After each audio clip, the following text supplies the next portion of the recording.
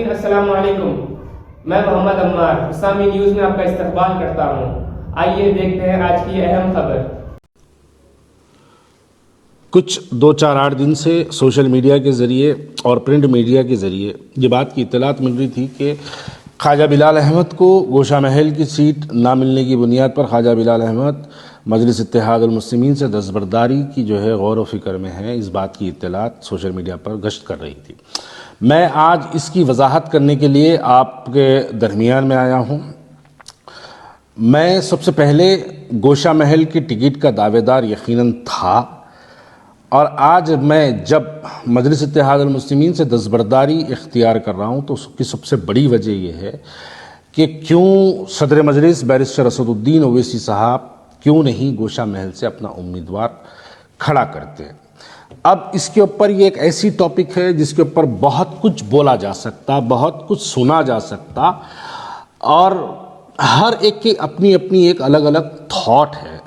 लेकिन मैं आज इस बात को यहाँ पर क्लियर कभी करना चाहता हूँ कि गोशा महल के अंदर, गोशा महल असेंबली कॉन्स्टिट्यूंसी के अंदर टोटल वहाँ पर मुसलमानों की तादाद 79,000 यानी करीब 80,000 की लिस्ट अक्टूबर के महीने में जारी की गई थी।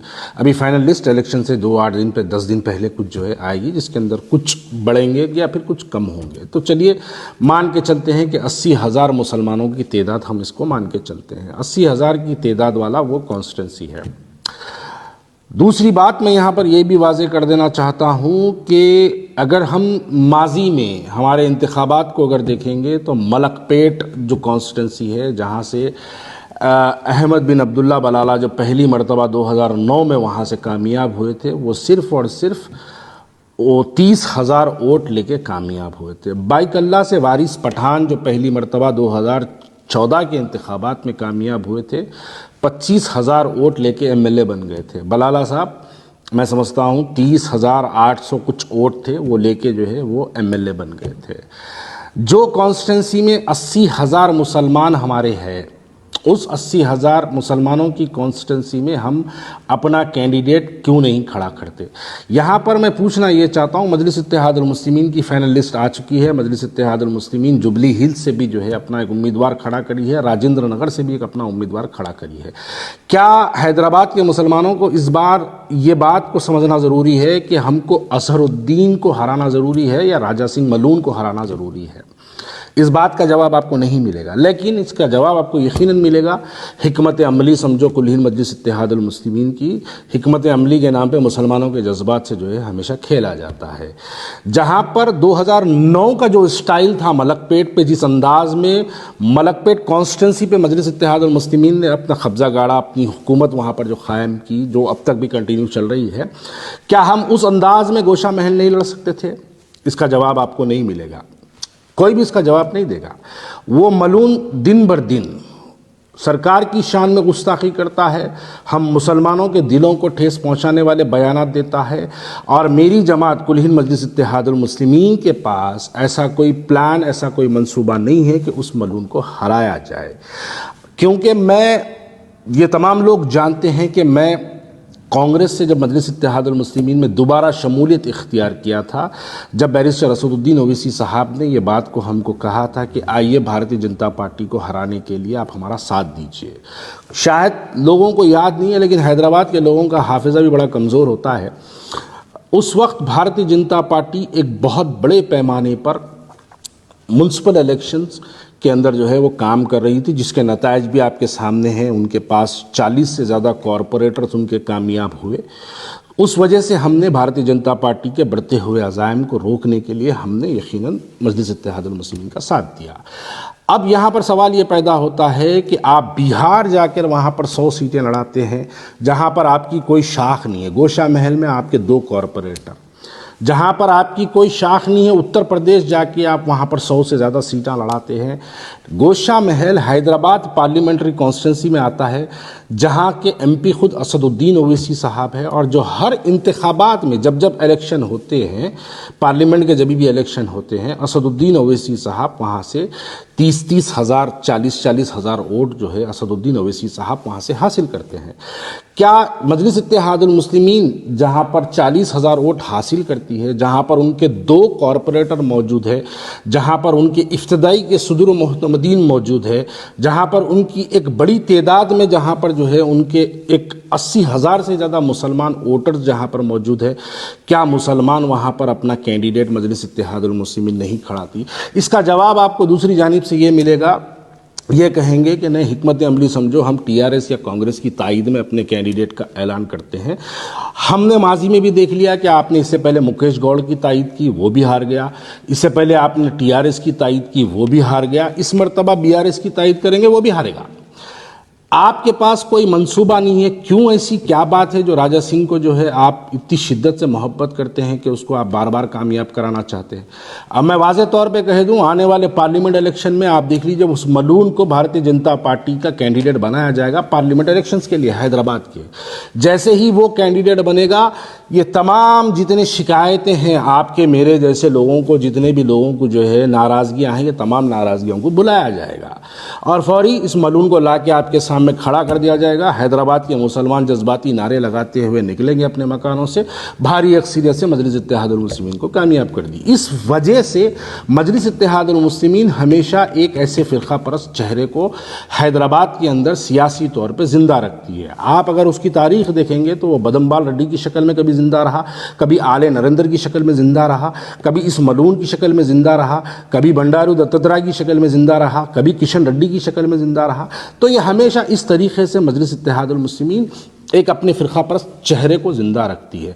अरे हमने बाइतल्ला के अंदर महाराष्ट्र के जब इलेक्शन हुए, बाइकल्ला के अंदर 25,000 वोट लेके हैदराबाद 25,000 वोट लेके बाइकल्ला से वारिस पठान वहाँ से जो है एमएलए मुंतखब हो गया।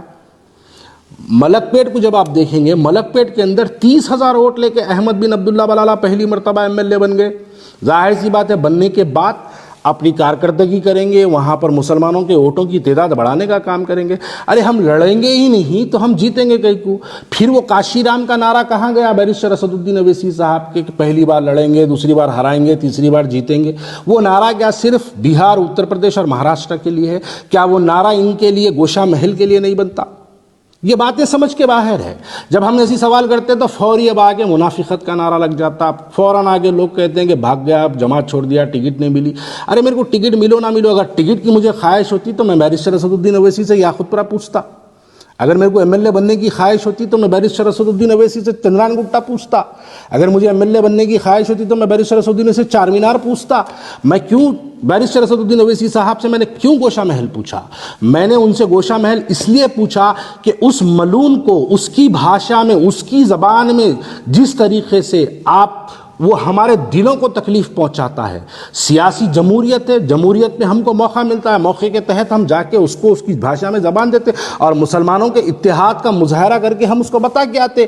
लेकिन नहीं, उसको सियासी तौर पे ज़िंदा रखना है, इस वास्ते वहाँ पर उसको कामयाब होने के लिए फ्री वॉक दिया जाता है। 3 इलेक्शन में उसको फ्री वॉक दिया था।